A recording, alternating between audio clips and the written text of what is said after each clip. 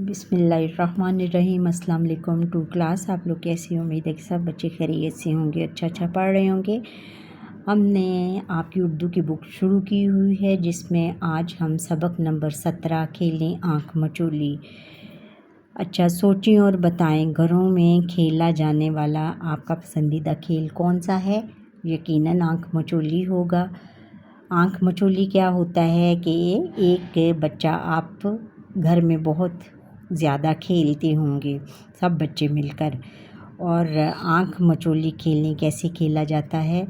ये एक बच्चा आँखों में पट्टी बांध देता है और बाकी बच्चे जो होते हैं, उनके जो खेलने वाले बच्चे होते हैं, वो छुप जाते हैं कहीं ना कहीं। फिर जो पट्टी बांधा हुआ बच्चा होता है वो फिर पट्टी खोल के उनको ढूंढता है।